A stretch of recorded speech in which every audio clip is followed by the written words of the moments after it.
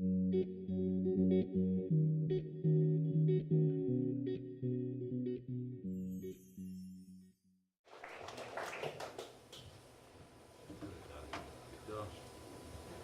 just got to keep a close check on the time here. I was told only 10 minutes. Yeah, look, it's fantastic to be here today. I think this is a great initiative, and thanks for inviting me. And I was asked to speak about the Kariga story. And yeah, so I thought I was wondering where to start, but I think the place to start is my dad used to often be asked, why did you start Kariga Game Reserve?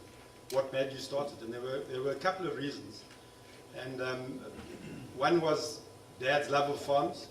He grew up on a farm during the Second World War, from the age of 3 till about the age of 8 on his aunt's farm near King Williamstown. And he said from those early days he always just loved farms. And he said he wanted to try and create something in the Eastern Cape which made it possible for people to view game down here without having to go up to the Kruger National Park. So that was his sort of vision, and often the way he used to answer it. A lot of people thought Dad was mad when he first started Kariga. It started in 1990. He bought 660 hectares from the Henry family, from Ian and Colleen. I think a lot of you guys will know Ian and Colleen from your community. Sadly, Ian passed away a year or two ago. And they had done a lot of sort of the red tape to be allowed to build 20 freehold sort of homes on what was called Kariga Park in those days.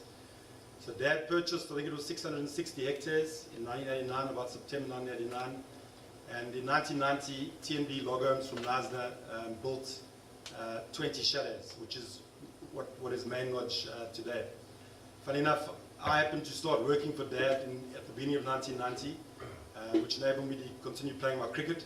So I was involved from the start, but I was obviously very wet behind the ears. I didn't quite know. It all sounded very exciting to me. I had absolutely no experience. Dad's vision was that he was going to sell off the holiday homes, 10 of them, and maybe run a rental pool. That didn't quite materialize. He was definitely ahead of his time. And in a way, he created a bit of a white elephant for the first 10 years.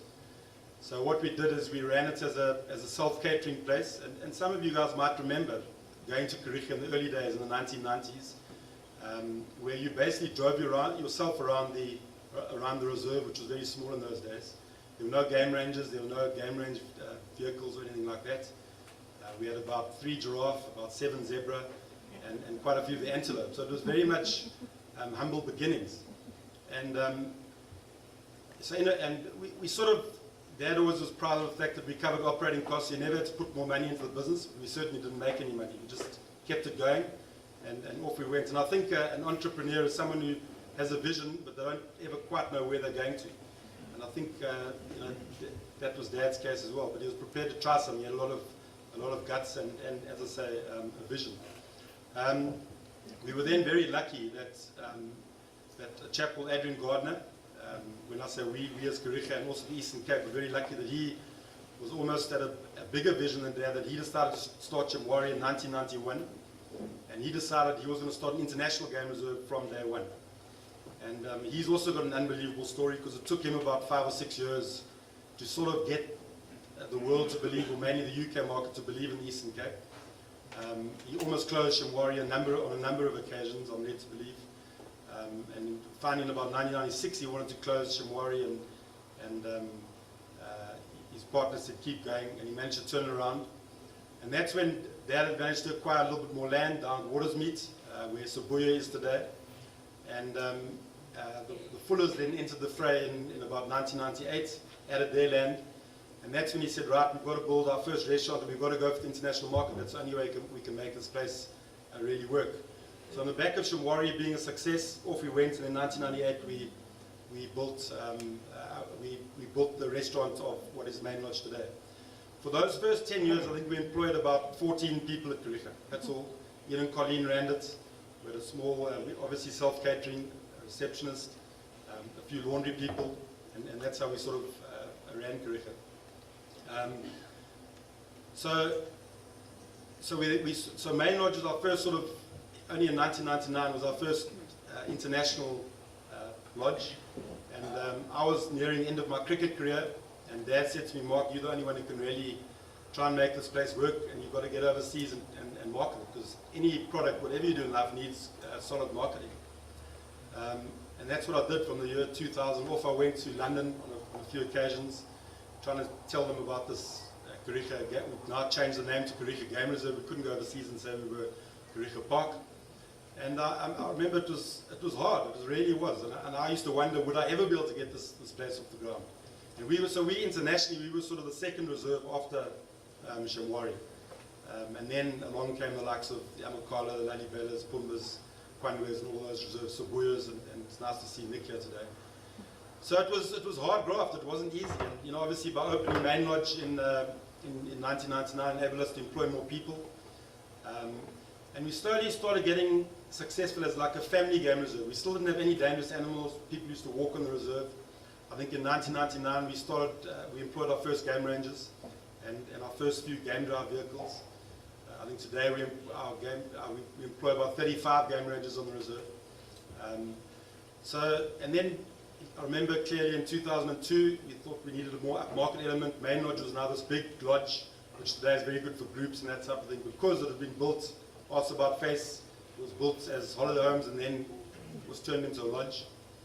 So we created a sort of a lodge called the Kosi Lodge in 2002, which was more of an upmarket lodge. And once again, it was the right decision, and the tour operators and the tourism industry took notice, and suddenly we had like a more upmarket, more exclusive lodge on the reserve, the Main Lodge and the Kosi Lodge. But then the key for us was we didn't have the big five, and suddenly these other reserves in the Eastern Cape were appearing, like Amakala, I think Lalibela in those days.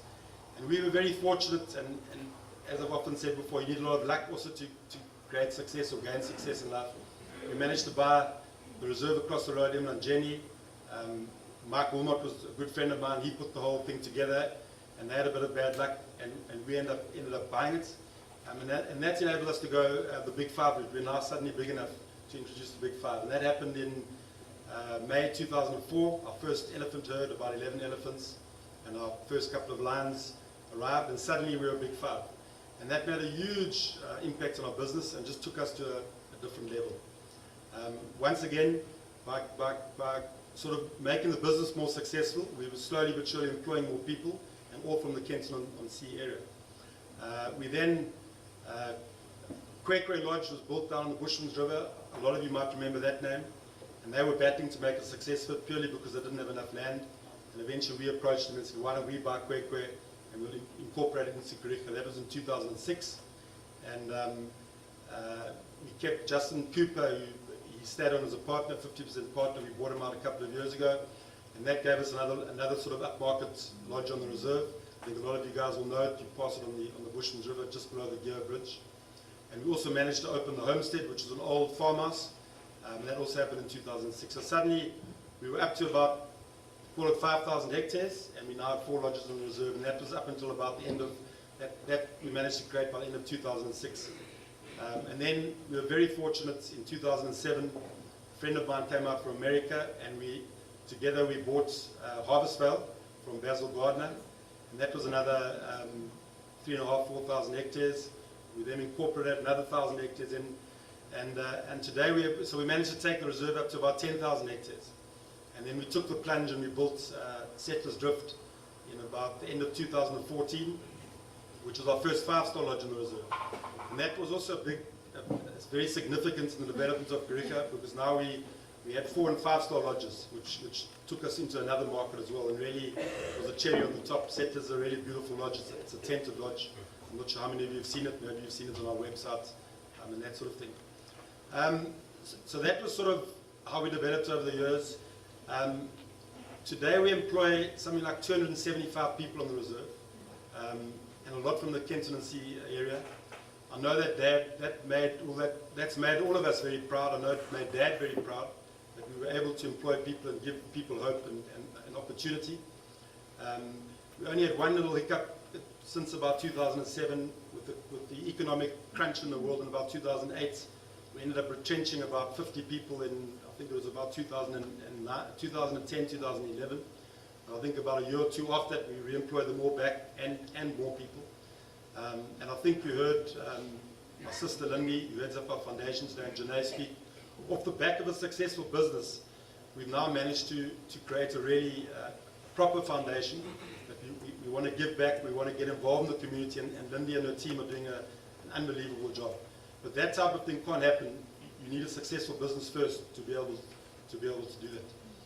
So it's been an unbelievable journey. The person who deserves the most credit, although it has been a team effort over the years, the person who deserves the most credit obviously was my dad. And we were just grateful that he lived long enough to see Kariega become a great success. Dad died in January last year, but he was a very content person. He absolutely loved Kariega and what he had managed to create, and obviously sort of uplift other people's lives. Today, the Eastern Cape has become very successful as a game reserve destination in South Africa, with all the other game reserves having opened up, and we need each other.